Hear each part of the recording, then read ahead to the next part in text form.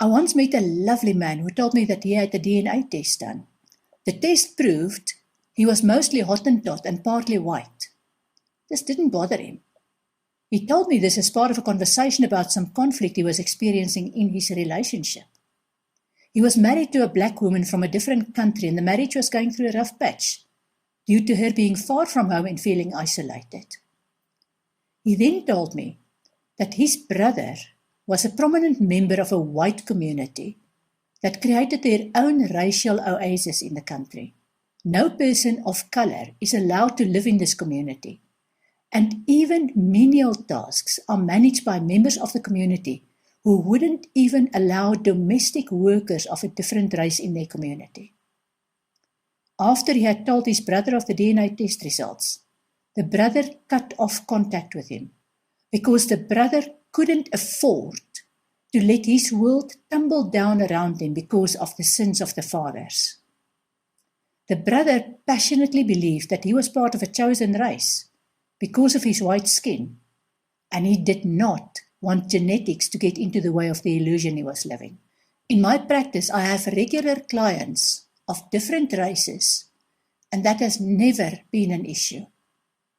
Their need for spiritual guidance overrides any superficial judgment. Racism is also a consequence of eating from the tree of knowledge of good and evil. I'm not referring to different races mixing.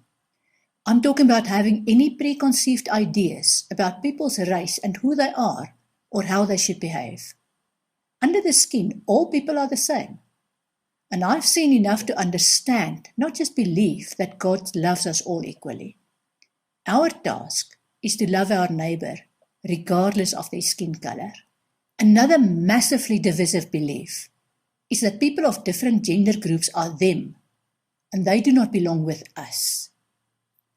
Gender, as with race, is an attribute that we choose before we are born. Let me explain a bit further.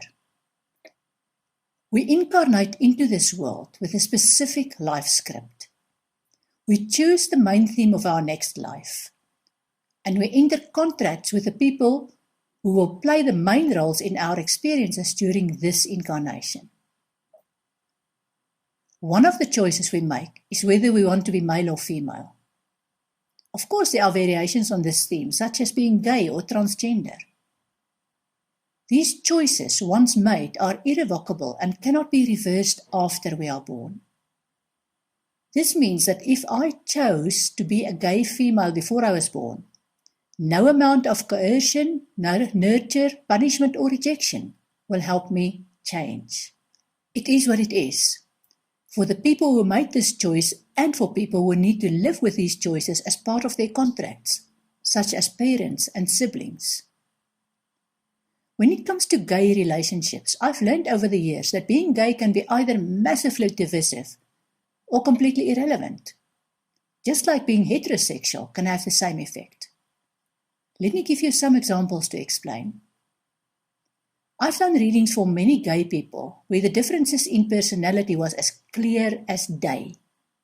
I've seen how incredibly strong the bond between the partners were because they genuinely loved each other. And they thrived on their differences and the personal space that is essential to even the most loving relationship. For such couples, their challenges were outside of their relationships and related to other scripts, such as career or family conflict or spirituality.